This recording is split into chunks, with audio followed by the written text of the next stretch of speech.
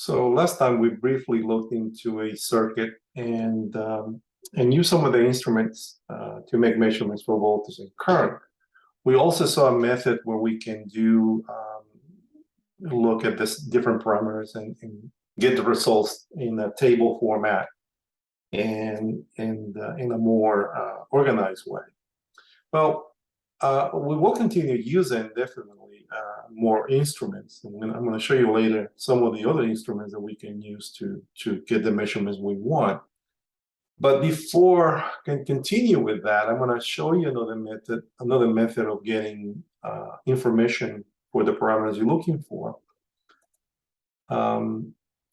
Because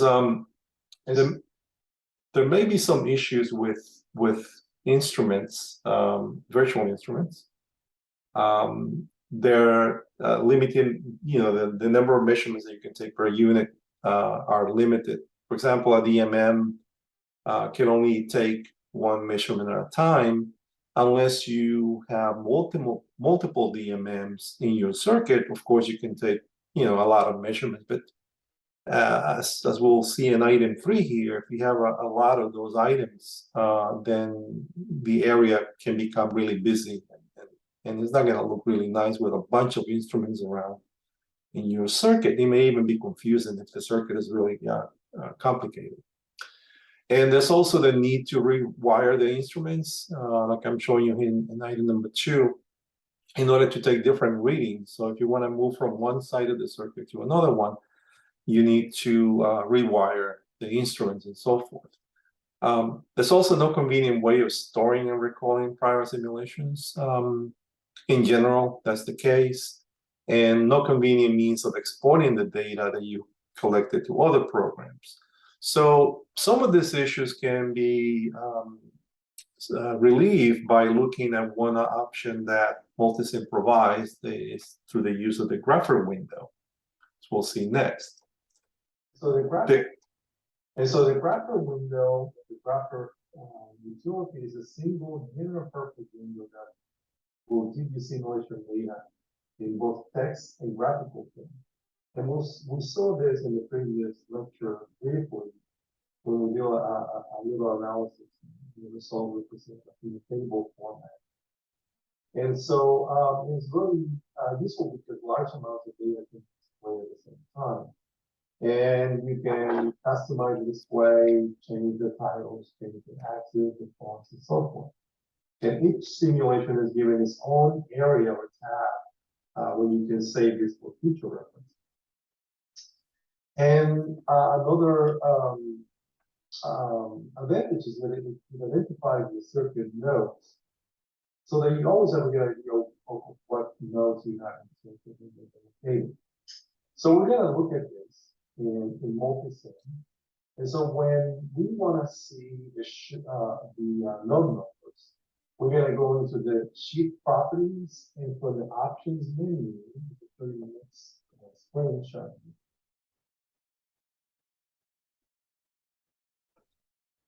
So from here, if you go under, as you can see, options, and look at the area under net names.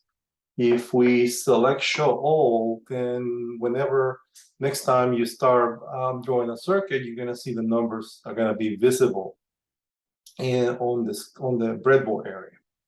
So let's take a look at that.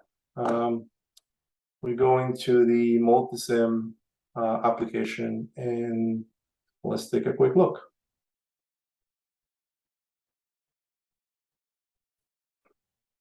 So here we are in Multisim, and let me just move this a little bit here. Make sure it's visible.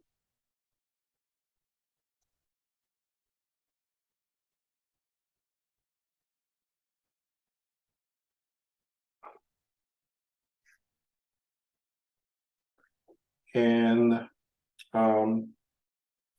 if you go under the options,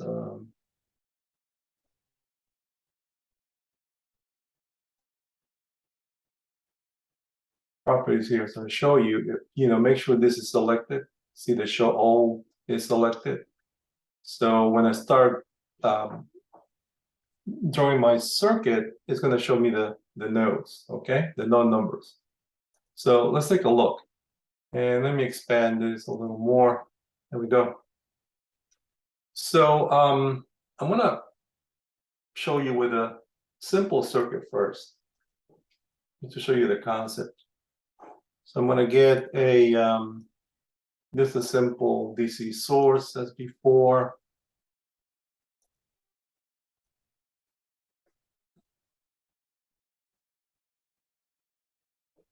And of course, we need a ground.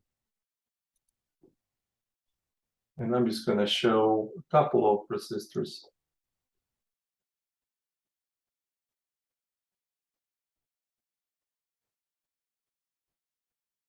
And let's do the other one and 2.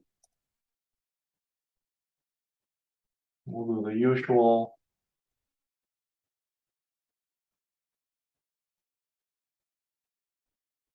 Let me show you one thing also that may happen that you may find useful later. Let me copy all these items, all these elements here. So if I highlight all the items here, so you can see they're all, as I cover them, they're all highlighted. So I'm just going to say, if you right click on it, you can say copy.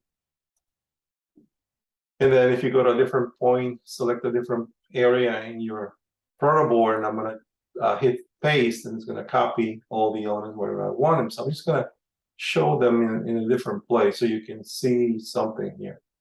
If I start from this area going from left to right, as you can see, I'm going to just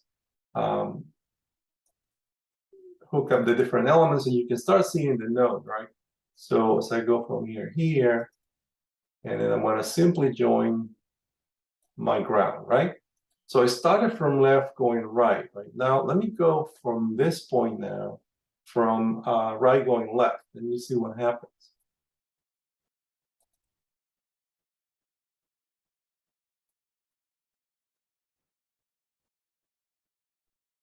Right? As you can see, depending on which area you go, in other words, if you go from left to right or right to left, the nodes are going to appear with different numbering. Okay, just keep that in mind for future reference. So for now, let me just delete this one because we don't really need it. And again, I have selected it, and I can just right click on it and delete it. And I have my circuit that I was looking for anyhow. So now you can see how I have selected, or the program has selected the different nodes. And now I'm going to go into perform a simulation instead of using virtual instruments. So I'm going to select Analysis and Simulation under Simulate. Analysis Simulation. And again, I'm going to select the node voltages under DC operating point. Okay. And I'm going to select, V1, which is this voltage, right? And I'm going to add it. I'm going to select V2. I'm also going to add it. And I'm going to select the current coming out of, or through R1, IR1. I'm going to add that. Okay. And I'm going to save that. I'm not going to run it first because I think I want to add another resistor so I can show you something here. So let me move this here to give me more room. And I'm going to add another resistor in between node 2 and ground. So let me just add another one here. And I'm going to make it, I don't know, 4 or so we can see some difference.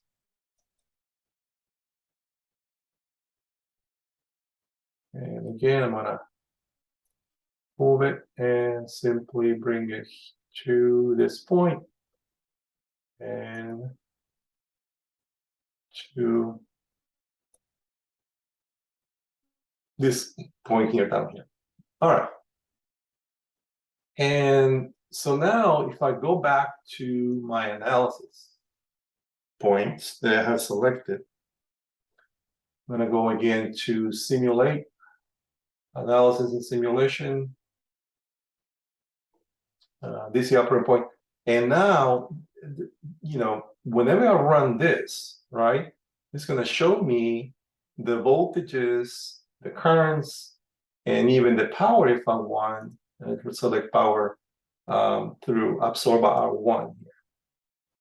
And when I run it, and we saw this last time, remember, in an example we did, it shows me the values that I'm looking for, right? Voltage V1 is obviously 12 volts. Then it shows me voltage V2, right, which is the voltage here. There's a voltage drop across here, so this voltage is going to be lower than 12 volts. It's showing me the current through resistor 1, and it's showing me the power absorbed by resistor 1, right, and milliwatts. So I can also, if I click on this icon here, I can show the background as white, for easiness of seeing it, which is one option. But another thing I can do, let me close this. And let's say I want to know, let's say that I want to know what the voltage drop is across R1, and I also want to know the let me add another resistor so that we can see more detail here. And I'm gonna have one right here, okay, just to make it different. So let's say now I want to know what the voltage is from node 1 to node 2 here, and see how when I inserted this, how you renumber this as number 3, right? Because what I was showing you before, depending on how you insert the elements or how you rewire the elements. So in any case, if I do simulate, again, do the analysis, okay, and now I'm going to add something else to the values I'm looking for, okay? And what I want to do is I want to do an expression, okay? And so I want to, if you select here under expression, right? What I want to do now is I want to get the difference between voltage 1, right, which is this one, and I'm going to, by saying copy variable to expression, I'm putting it, see, this is the expression I'm building. And I'm going to say, I want to know V1 minus V2. So I'm going to enter the function that I want, which is minus, right? And I'm going to, I'm sorry. Let me copy the wrong thing here. I should have say, click on copy function. So you copy function to expression. So the minus is copied, and I want to subtract it from V2. So I'm going to add the variable to the expression, and now it's going to give me the output of V1 minus V2, and I'm going to say okay. So as you can see, it's been added here. All right. Let's see, what else can we do? Let's say I want to know the current through R3 plus the current through R2. So let's do that. I'm going to add a little expression here. So I'm going to go current through R1. I'm going to add that to the expression. I'm going to add a plus now because I want to, find the current through I'm sorry, I want the current through R2 and R3. So let's do R2, to copy variable R2, plus I'm going to copy the function, and I'm going to say copy or give me the current through R3. I'm going to copy that expression. So now I have an expression that will add the current R1, R2, and R3 here. So when I run this again, now I'm going to have all those elements in here, see? So as you can see, you can build on many things here, and this is extremely useful, right? If you're looking for, like in this case, the current that goes into this node 2, okay? The current that goes into that node 2 is the current that goes through R2 plus the current through R3, see?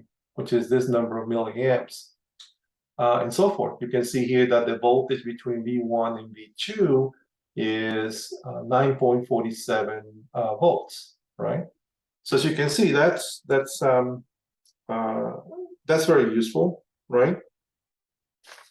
Another thing I want to show you is you can, for example, if you run, even though I know most of you have not taken AC analysis, so I can't show you a lot of the things that we can do with AC analysis, but I do want to at least give you an idea of the things that you can do, even if you haven't taken AC circuits yet.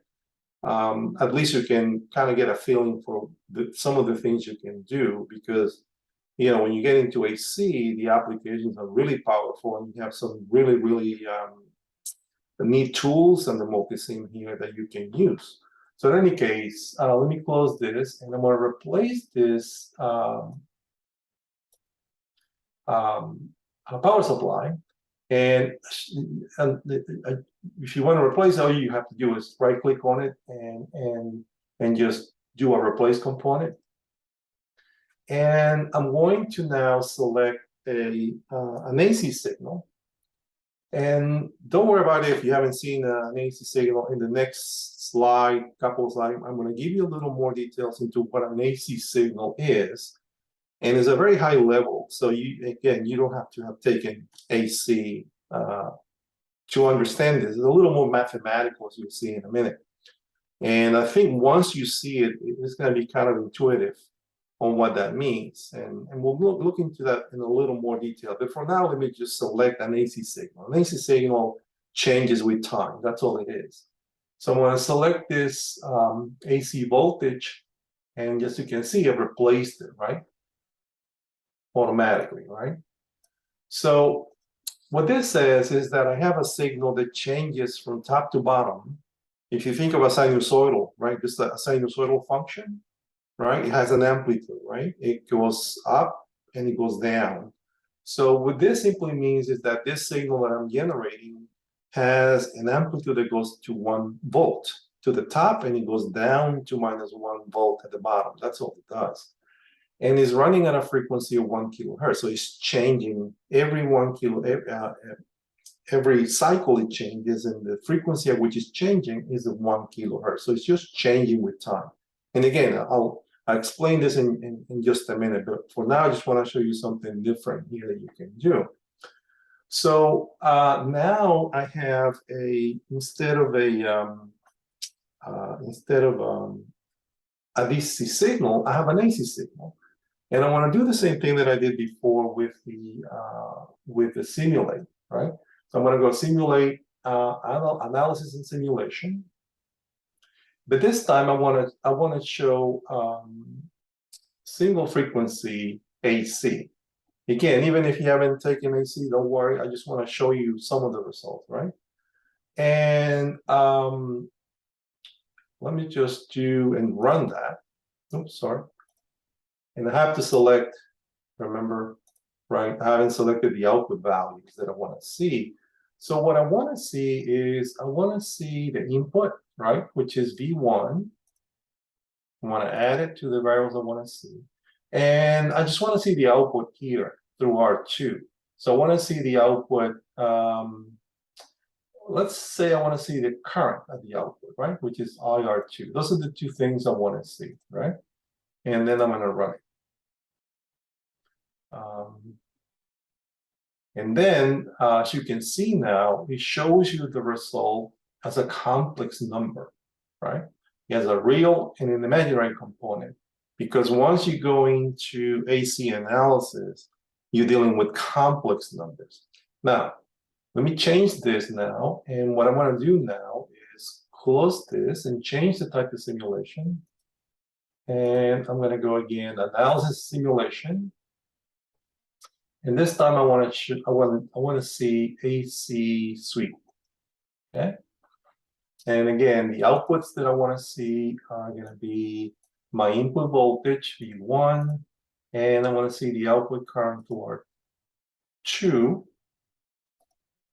Okay. And I'm going to run that. Okay. And now you see a different, right? and it doesn't show it right now because the frequency is too small. So let me just change that frequency. Let me close this and change the frequency and make it a little higher so you can see some difference here. Let me choose maybe 10 kilohertz and do OK. And let me do the simulation again. And let's try now, instead of doing the sweep, let me try transient so you can see a little more of the signal changing, so you can get a feel for what this AC analysis is. Okay, so I'm going to choose transient now. And I'm going to look at the outputs again. I'm going to look at V1, which is my input signal coming in. And again, I'm going to look at the current R2 through R2. And I'm going to run this again. And now you can see, right? See how this signal is changing with time, right? And as you can see here, it goes to a maximum of 10. That's what this is, a 10 peak value. And it goes to a minimum of minus 10. It changes from 10 plus 10 to minus 10. Okay. Now the current remains constant, okay, because this is a DC. This is an just a pure R circuit. So the current through R here, through this resistor is going to remain as a constant current. And then, but let's look at another voltage. So maybe you can see more of the changes here. So let me choose, instead of just V1, let me do a transient again. This time the outputs I want to delete or remove the current, and I'm going to add the voltage across R2, and let's see what happens now. And now you can see a little more of this signal changing. See the voltage. The voltage at 2 is in green, and the voltage at 1 is a red. Well, the voltage at the green, this across this resistance is changing, right? You can see a little bit of an increase here and a decrease here. So that voltage is changing. If we change the timing here, you'll see a little more of it. But one of the things I want to show you is that without using any instruments, right, we're able to see the behavior of the circuit. And here, there's things you can do. For instance, you can use this for a report or for a analysis you're doing and saving this information very easily. And then you can customize it. You can have a grid. One of the nice things you can do also is if you show the cursors, as you can see here, I have two cursors now, one for V1, one for V2. They're kind of one on top of each other, so you can see them. But if you drag them, see, you start seeing, see how it changes as the cursor moves along the way. You can see the specific values for voltage and in each of those positions, right? Okay.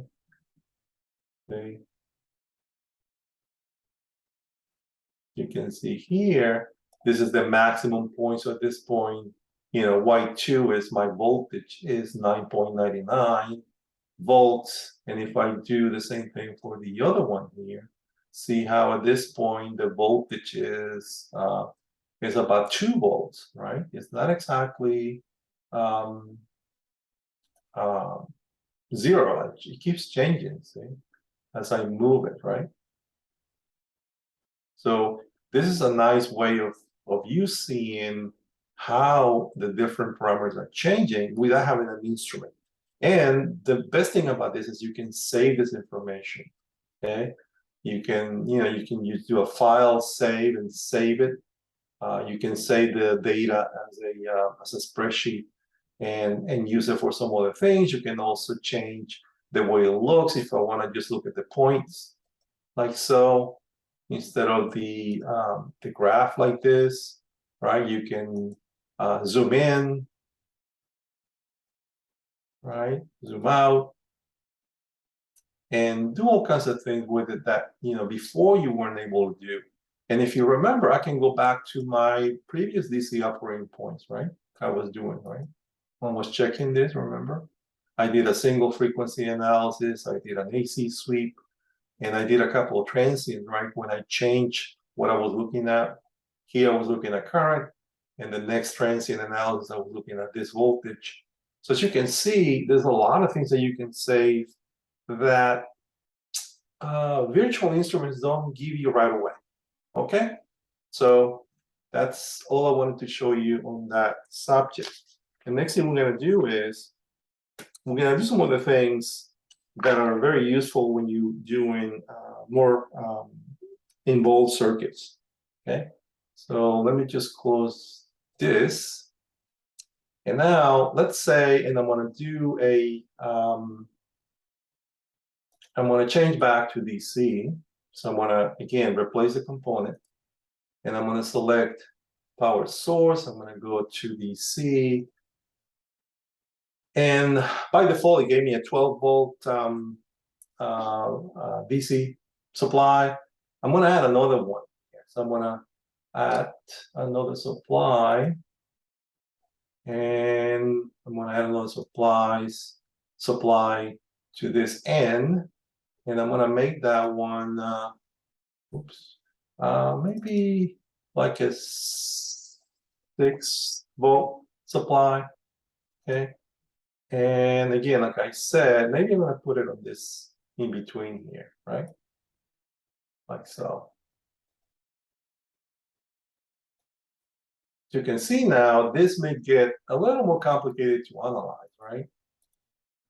Not that it is ultimately difficult, but you can use many methods to do this, right? You can use focus division, you can use superposition, a bunch of other stuff, right? There we go. Okay. By the way, if you ever want to make sure that you have a connection, the best way that I think you can do is just to move the component and see if the connection remains, right? Sometimes you may not be able to see that that connection is not being made, and you may be missing that connection, and it may create problems in your circuit. So again, see how this makes it a little more useful for you to add and remove components. Another thing that you can do to this is, if you want to make, which is one of the things you may want to do, is if you want to make this a little nicer, is to, for example, if I want to add a title block, if you go under place, the bottom here is the title block. There's some built-in really nice blocks that you can use to annotate your circuit and to make it look a little more professional and a little more organized. For example, and there's several of them here. I'm not going to show you all of them. I'm going to show you some of the ones that come with it, and to see what they do. And if you can put it any way you want, right? Put it here. See, it shows you all the information about the design, who designed it. You can, and this is very customizable, you can change the information here, right? Let me delete this one and try another one.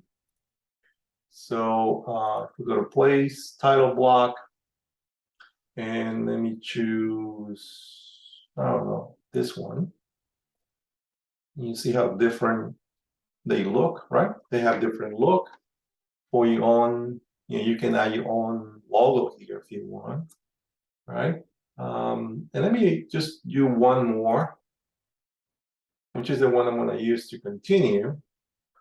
And it's going to be this one here, right? So see here, now I have my my circuit, and I have a very good description of it. And if I want to just change, the different information that is here, I just right click on it, click on properties, and then I can start changing. So I can have, for example, the title, I can have as, example 1 or 2, or example resistor, or example multiple sources.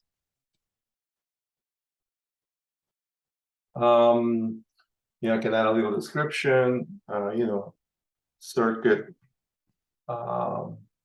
with 2 voltage sources and several resistors, blah, blah, blah. You know, you can make it whatever you want. You know, you can add your initials here and the document number, document 1, revision 1. You can add the date, you know, October 2022.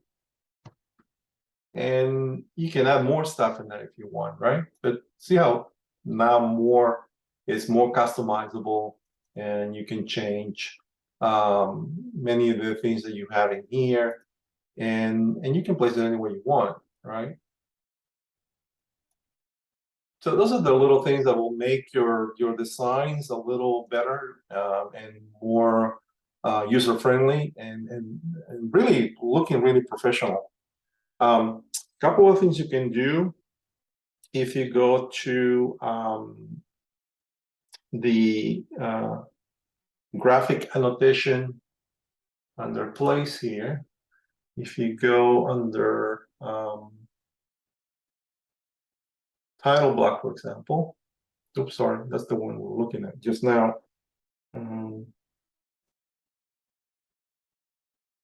Let's go to toolbars under view. So we go to toolbars under view here. See the toolbars? By the way, I'm adding one thing here, but as you can see here, you can add a lot of things to your own area that you want to see. And I'll show you those in just a minute. But I want to add this graphic annotation. See how he added these items in the menu?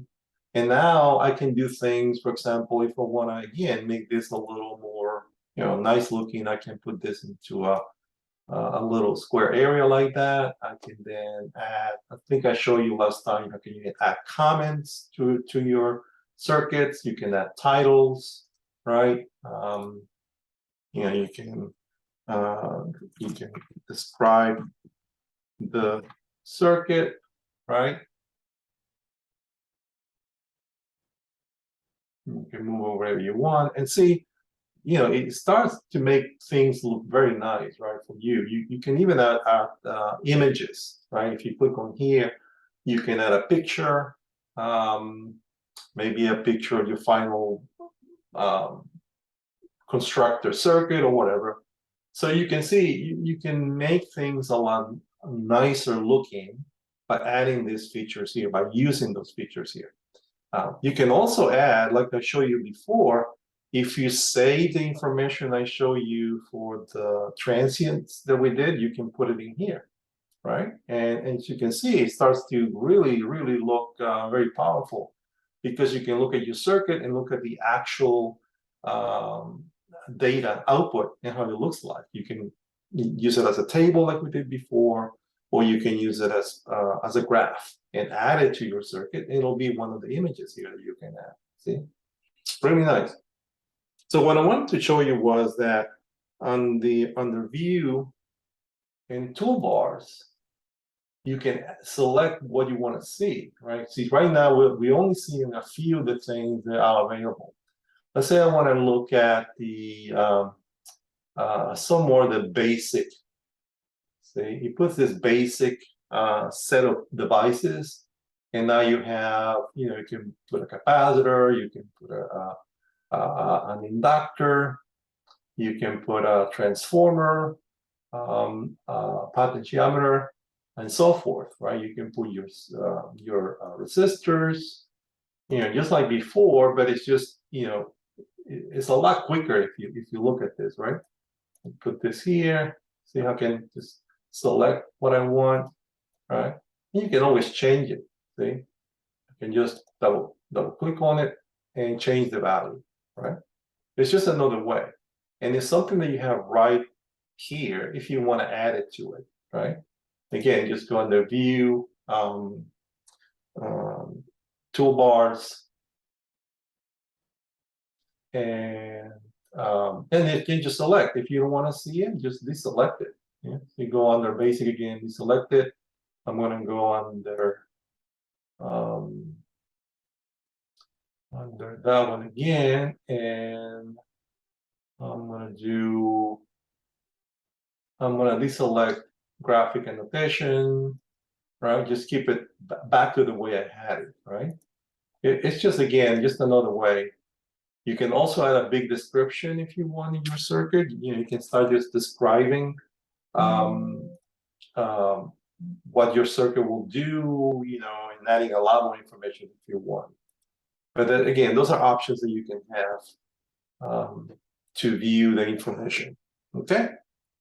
So on the next topic, I'm going to go a little more into AC because I want to show you some of the other instruments that are available and how those are really, really useful. All right, so what I want to show you now is just a really quick introduction to AC, alternating current circuits. Again, this is not a formal introduction. I know a lot of you are still taking DC. Many of you have not taken AC. Some of you have. So this is really, really very basic for you. But I think it's important that I show you at least some of the instruments that are available under AC, so you can at least get an idea of how this can be very useful when you get to use it. Before we do that, though, let me again briefly give you an idea of what AC is as opposed to DC. Well, if you look at this figure here on the left, top left, right? The direct current, DC, is basically a straight line, right? If you look at a battery, that's what a battery voltage is typically fixed, right? It doesn't change with time. Ideally, at least ideally, it doesn't. Although, with time, the voltage gets lower, but in ideal conditions, a DC signal is a straight line. Okay? It's a straight signal. It doesn't change with time. The x-axis is time, and the y-axis is voltage. That voltage remains the same, right? That's the idea of DC. AC is different because AC does change with time. And if we look at an AC signal, you don't even have to know anything about circuits to understand this. From the mathematical point of view, this describes a sinusoid, right? And a sinusoid is really a signal that is changing with time, because at any point in time, along time being the x-axis, at any point in time, this signal has a different value, right? Different value. Every point here along this curve, right? Any point here along this curve has a different value at any point in time, as opposed to the DC current or DC voltage that doesn't have a different value. It has the same value at any point in time. So that's the basic difference between the two, that this one is changing at every point and this one is not. Well, that makes a big difference in circuits, because the behavior of circuits under a voltage that doesn't change as opposed to the behavior of circuits under a voltage that changes or a current that changes is really very different depending on the devices you're using, okay? So one way that we can start understanding how we can analyze circuits like this is by really understanding from a mathematical point of view what a sinusoid is, right? And again, this is, you can't even say it is not even from the circuit's point of view. It's just a mathematical point of view. Because if you write a mathematical description for this signal, it's simply an equation that looks like this, right? This signal here can represent a current or a voltage. If it represents a current, you can write it like this. And if it represents a voltage, you can write it like this. It doesn't even have to represent current or voltage. You can represent any kind of signal as long as it's sinusoidal, right? You can represent energy. You can represent financial information, changes in the market. Anything that is sinusoidal can be represented in this way, right? It doesn't necessarily have to just be current or voltage. But since we want to go towards the idea of AC applications in circuits, we're going to call those signals current or voltage. Well, any kind of those signals that is sinusoidal will have certain components in it. It'll have an amplitude, right? In this case is for this is called IM or VM. The amplitude is just, again, the amount that goes up, right? This is the amplitude, and the amount that goes down, right? And it goes up in the positive direction, and in this case, it goes down the same amount in the negative direction, assuming that it's centered at 0, right?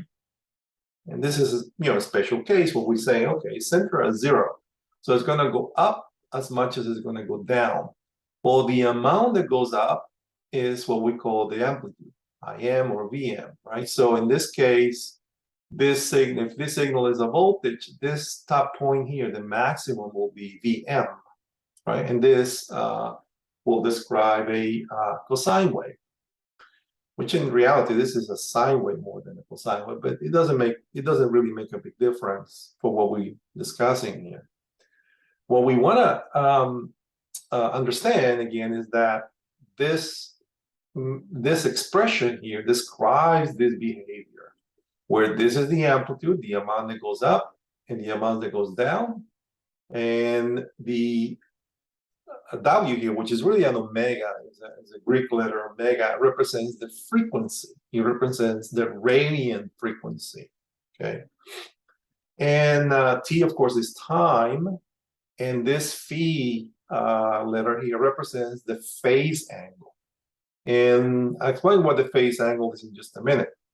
But as you can see now, right, this signal here is a sinusoidal, and if I write a mathematical expression for the sinusoidal, it would include the amplitude, it will include the frequency, and phase if needed, and we'll see that in just a minute, right? All right. So on this picture here, we'll show you two signals, one for current and one for voltage. Current is represented by the red signal, and voltage is represented by the blue signal.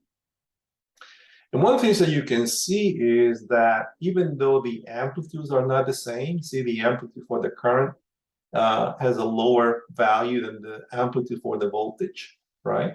So again, see how the current goes up to IM and again down to minus IM, right? Before it hits 0 again, right? It goes from 0 to IM, back to 0, down to minus IM, back to 0. That timing describes one cycle of the signal, because as you can see, in one cycle it goes it goes back to where it started. So if you look at the cycle here, it starts at 0, right? And goes up, then goes down, and it goes back to 0. That period of time where it goes from 0 or from one point down back to the same point is called a cycle, right? Same thing for the voltage here, right? The voltage starts from 0 here, goes up to VM, down to 0, down to minus VM, back to 0. So what we're seeing here is one single cycle of a voltage signal and a single cycle of a current signal, right? Now, normally, when we deal with AC signals in circuits, we deal with what we call periodic signals. Periodic simply means that this cycle will repeat again and again and again and again, right? Every so often, the same cycle will repeat. So, in other words, if this starts at 0 and it comes back again at 0, then it's going to start again from 0 and it's going to repeat the same movement, going back to 0 again as many times as as we observe the signal. And that's what is called a periodic signal, because it repeats every so many times itself, the same signal. So in this particular case, for this voltage and this current, we say that they're both in phase with each other. In phase because they're, the zeros happen at the same time, the maximums happen at the same time, the minimum happens at the same time, right? As you can see here. The current is minimum at the same time that the voltage is minimum, right? They're not the same value in this case, but the timing is the same. right? The timing is exactly the same. They're both 0 at the same time. They're both maximum at the same time. We call that being in phase, okay? So what that, or the parameter that affects that is called the phase angle. So in this particular example that we see here, we say that the phase angle is 0 because there's no displacement. What that phase angle does is it's going to display the signal either to the left or to the right on the horizontal axis, on the x-axis. So this phi value, phase angle, simply shifts the signal either to the left or to the right along the x-axis. That's all it does. So as you can see on the last figure here, we have a signal in red here, may represent voltage or current, doesn't matter. And we have a red one here, right? Now these two are not in phase because as you can see here, when the blue one starts at 0, the red one is at some minus value here, right? When the blue one is at the maximum, the red one is at 0. So they're not in phase anymore. They're not following each other, right? So we say in this case that the phases are different, see? In other words, the phase of this red one here, as you can see, has changed to minus pi over 2, which means that the signal has been shifted towards the right? So as you can see here, the blue one has no shift, has no phase angle, right? It's 0. So it remains starting at 0, like so. But the red one has been shifted by pi over 2 over to the right. So that shift is what represents the phase angle. So again, to recap, a sinusoidal signal will be represented mathematically by a cosine wave or a sine wave. It doesn't really matter which one, sinusoidal signal with an amplitude, right, that shows the value is going to reach at the top and the value is going to reach at the bottom, by a frequency which shows how often this cycle is going to change, right? How often the cycle changes depends on this frequency. And by a phase angle, this shows how the signal is going to shift either left or right along the x-axis. Okay? One more thing. Again, this is all mathematical, as you can see, is to understand what I said before. In this case, this signal includes 2 cycles. This is a periodic signal, right? Starts at 0, goes up to the maximum, goes 0, minimum, back to 0. And then it starts again, 0, maximum, 0, minimum, back to 0, right? So this actually shows 2 cycles, right? Now, a cycle can be just any 2 points along the signal, but just making sure that whatever points you choose are coincident with the last point you've chosen. In other words, if I start here at the maximum point, then one cycle means that will happen the next time I know the maximum occurs, right here, right? Just like if I start at 0, the next cycle is going to start again at 0, right? And so forth. So any one of those can represent a cycle, okay? And there's a relationship between cycle and period.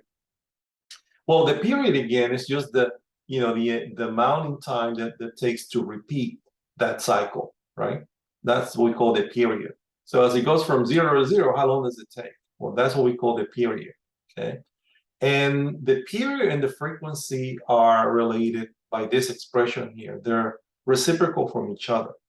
So the period is 1 over the frequency, or the frequency is 1 over the period, okay? So frequency is what, the intuitive idea of frequency, how often something repeats, right? The higher the frequency, the more the changes, the more something repeats, right?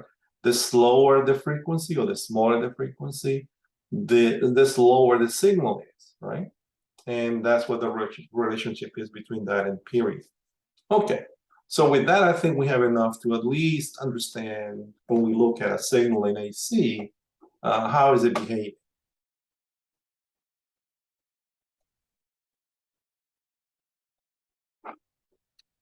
So we're going to go back in multisim, and this time I'm just going to do a simple RC circuit. Hopefully in DC you already started seeing capacitors, but if you haven't, don't worry much about it. A capacitor really is a device that stores energy. Okay, just think about it like a battery almost, right? A battery is meant to store energy for long periods of time. Well, think of a capacitor as a battery that is not going to store that charge for longer periods of time because it's not meant to store it for long periods of time as a battery does. I don't want you to think they're both the same, but it's just the behavior is similar, okay, to a battery. It stores energy, okay, stores charge. Think of it as a capacitor like that. And as it does, it charges and discharges, and it creates very interesting behavior with circuits, but it's very useful, especially in AC circuits. But again, we just want to look at this from the very high point of view, so you can at least start understanding the use of instruments in AC analysis. Let me just again draw a simple circuit, and I'm going to choose again an AC signal. Okay, I'm just going to put it like that for now, and of course I need a ground, and I'm going to choose a resistor.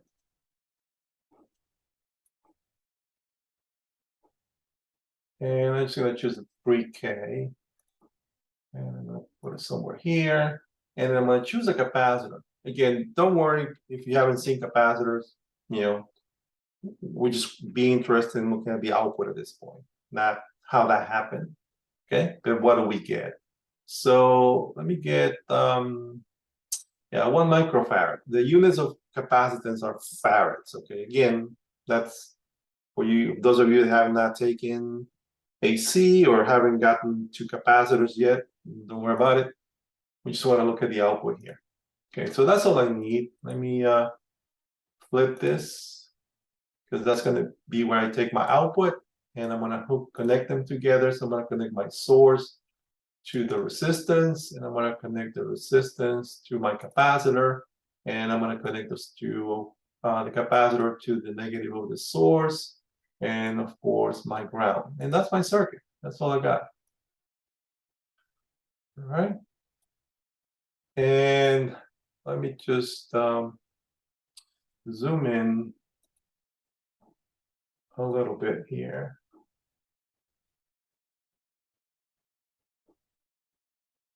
All right. So now, yeah, let me zoom in like that. Okay. So let me change this value of my source here a little bit. Let me change it. I don't know. Let's make it. Remember, the 1 volt peak means the amplitude, right? So that means that this signal, as it is right here, is going to have a maximum of 1 volt going up and a minimum of -1 volt going down. I want to show that. I want to change it to a 10, so I can see a little more. It doesn't really matter, but I'm going to change it to a 10, and I'm going to keep the frequency at 1 kilohertz. Okay, so every 1 kilohertz, the period will repeat, or the cycle will repeat. Okay, that's what that means.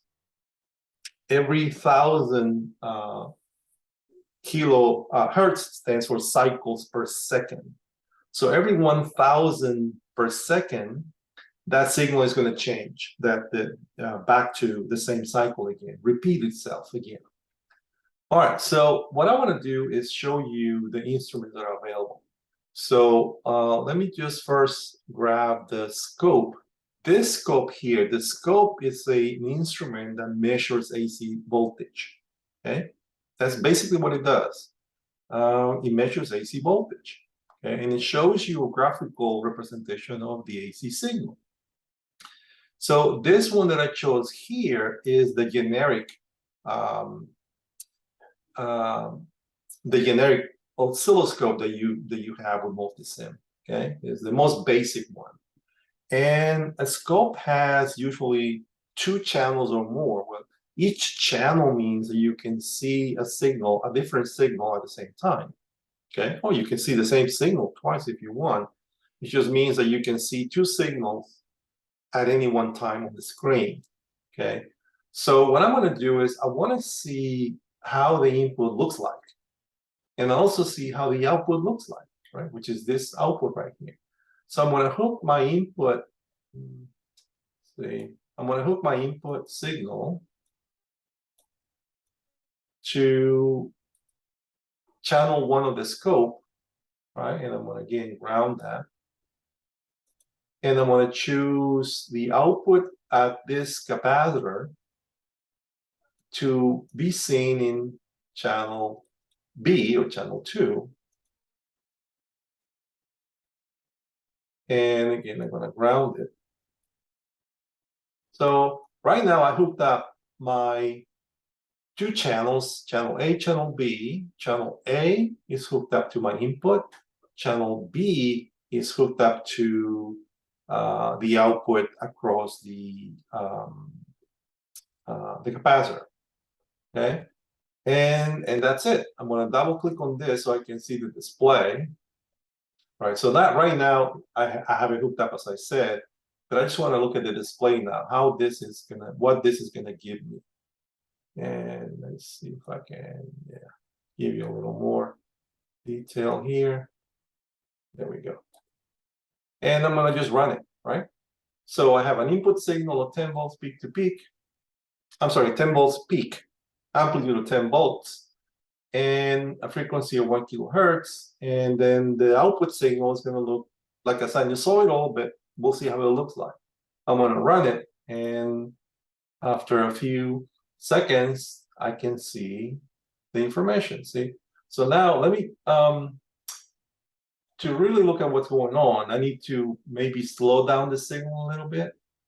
When you look at a scope, let me just let it run. But when you look at a scope, you're going to see, like I said before, voltage information. Okay, the y-axis gives you the voltage information, and the x-axis gives you the time information, right?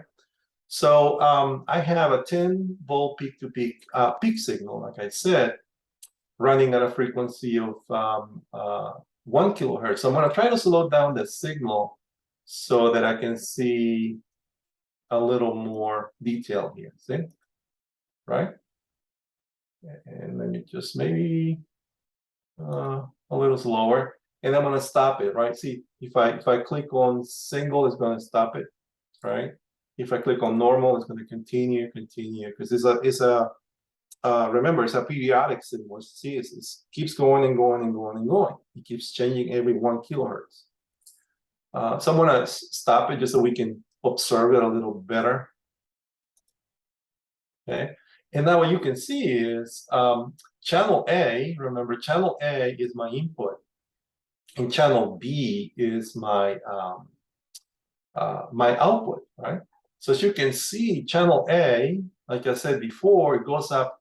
By the way, you can see here that I have set up, if you look at channel A, it says 5 volts per division, meaning that each of these rectangles is 1 division.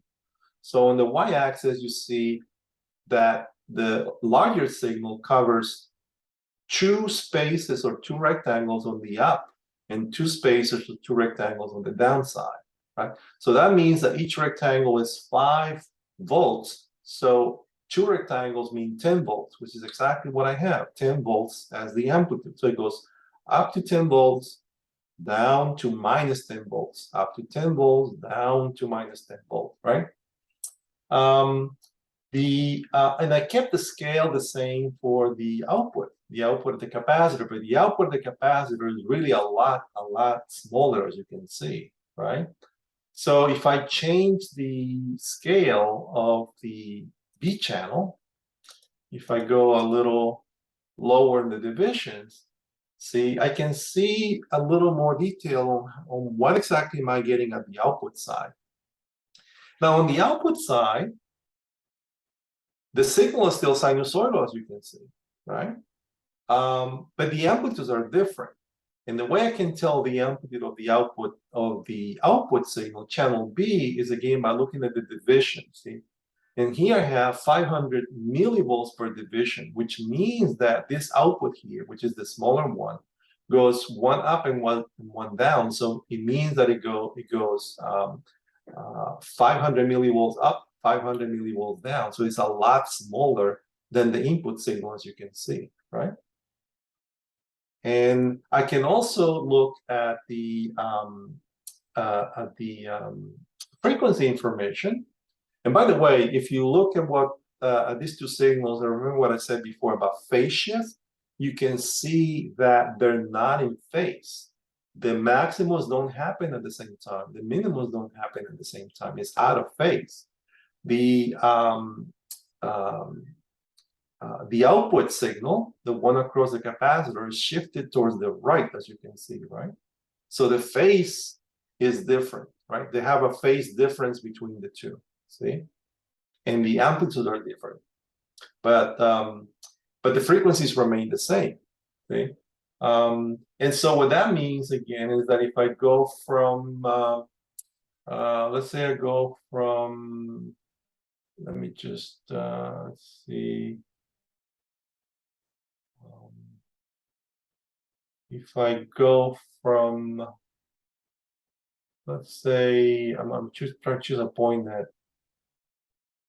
if I go from this point here, which is the maximum for the input, down, back again to that maximum of the input, that is one cycle, okay? So that one cycle in this case is gonna take about, you know, as you can see here, it's about half on the y-axis, I'm sorry, on the x-axis, because that's the time, is about half from this side and about another half from that side, right? So it's about one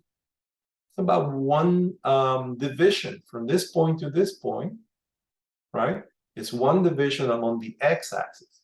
You see that, right? It's a little off toward the center here, but it's also a little off to the center. But the distance from this max to this max is about one division. It's about one rectangle, and each rectangle is 1 millisecond. Well, if you take the inverse of 1 millisecond, you're gonna get 1 kilohertz. Okay, and that's how you can determine what the frequency of the signal is. So I hope this gives you at least a feeling of what an AC signal is, but most of all, how the instruments in multisim can be used to really display information and really look at the detail of your signals, okay? Next time I'm gonna show you another more powerful oscilloscope that comes with multisim, and also another way of generating this kind of AC signals. And those are the equipment you're going to use in the actual lab, as you'll see later. So let me stop this. And I'll see you next time.